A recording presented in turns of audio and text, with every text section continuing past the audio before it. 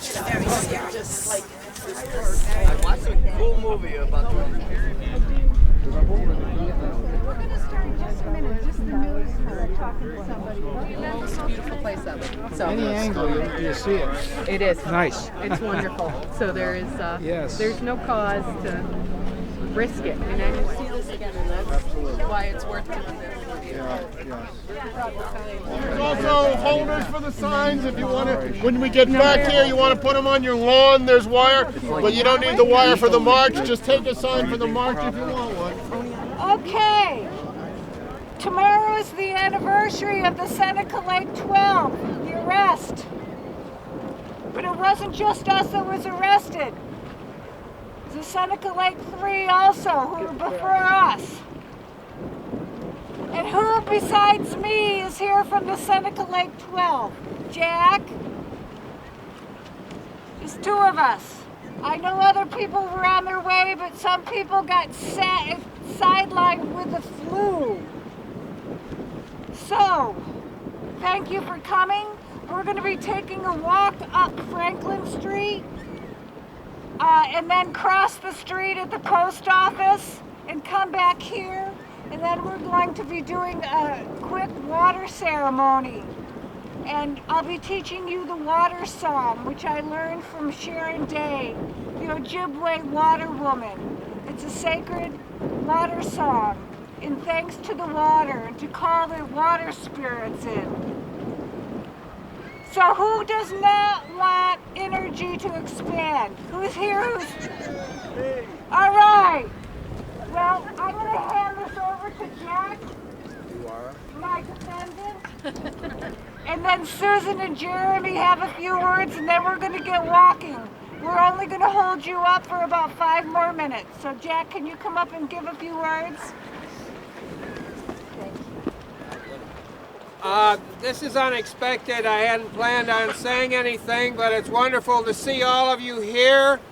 I think we all know what we have to do, and we may have to do more of what we did a year ago tomorrow.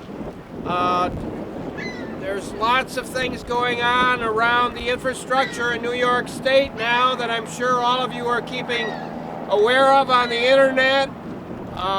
The infrastructural build-out is something that we'll all have to live with, and this certainly is not something that any of us want to live with. And I've said enough, it's cold enough, and we'll see you as we progress. Thank you. Susan Walker. Will you, Susan? Just a few words. Huh? Yay, Susan! That was it. At last Tuesday's meeting, Drs. Young and Halfman in agreement said that there are no salt domes in this part of the world that can safely store what's intended to be stored up in Inergy. And they were the geologists that were consulted, and it's just flat out, they can't be safely stored in any salt domes in this part of the world. And the geologist spoke, and we need to speak and be heard. Right. Thank you. Very good.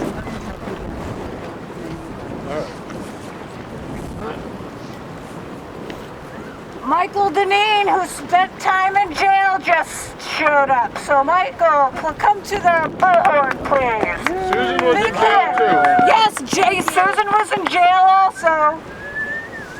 My hat goes off to both of you. Keep your Although hat not on, in this You have to talk right into it loudly. Right in. Hi. Hi. Thanks for coming out to another round of rallying and walking. Susan likes to talk about this, how the lake is sacred, and we're going to do a ceremony later on. And I just wanted to talk a little bit about how the lake, what sacred means. It's a word that is kind of embarrassing to capitalism because nothing's sacred to capitalism. But to us it means that it recognizes our bond with the lake and our mutual taking care of one another. The lake and the water in the world takes care of us, and we need to take care of it. And that's what something means to be sacred. We owe it respect and honor and good care, and it needs to be clean and healthy. So let's go out and walk. You all probably warm up when you walk, and let's do it again. Thanks. Thank you.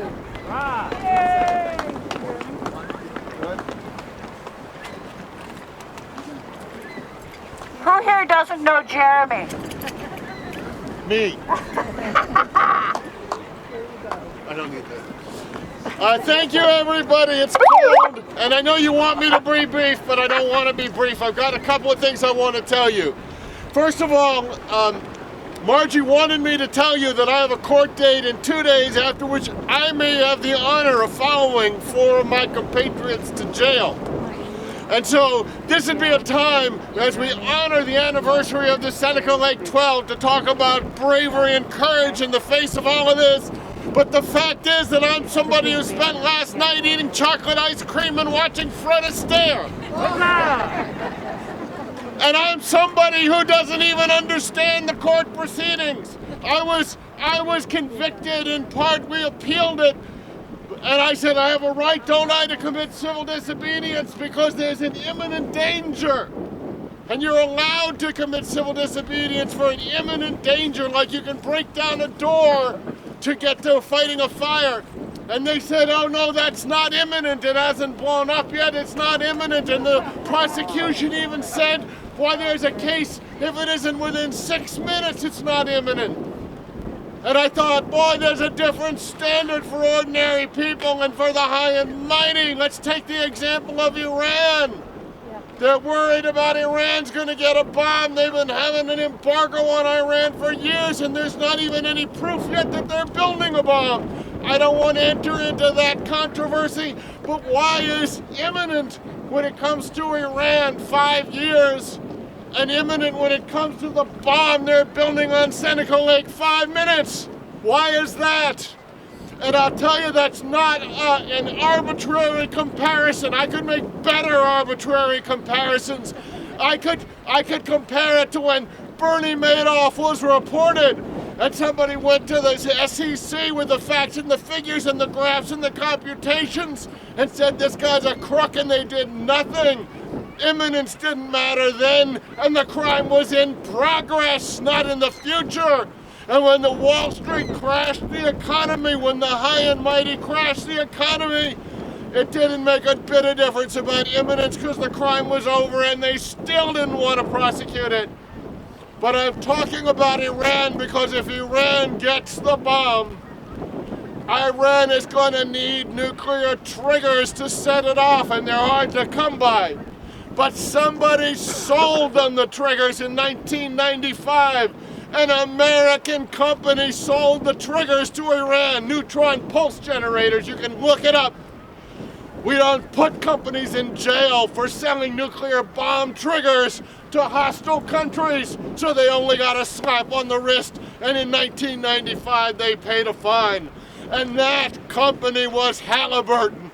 In the same year they sold nuclear bomb triggers to Iran, they were developing fracking, high volume hydraulic fracturing. The same company at the same time. That's how much they loved America. They were selling atom bomb triggers to our enemies, and then they sold fracking to the American people so we could be destroyed twice over. That's what imminence means, and that's why some of us feel we have to put our lives on the line and commit civil disobedience. We have to put our flesh and blood bodies on the line, because flesh and blood is what makes us the same as the high and mighty. And the laws are supposed to protect flesh and blood, not privilege. Yeah, you're here. That's why we have to fight this fight. Because it's not just about the bomb they're building on Seneca Lake. It's about the web of laws that let them get away with it. the web of laws that favor the powerful and the rich. And we have to protest this bastardization of the law, this abrogation of our rights. That's what we have to protest. And that's why I committed civil disobedience, and that's why, miserable as I'm sure it'll be, and if I've got the right dates, I'll be proud to go to jail. This is our fight. No one else is going to fight it for us, and it's like every great fight. It's not fought by the high and mighty. It's fought by the people who'd rather order pizza and watch baseball, or eat ice cream and watch Fred Astaire. It's us. We have to fight it, and we must be resolute. Thank you. So let's start our walk.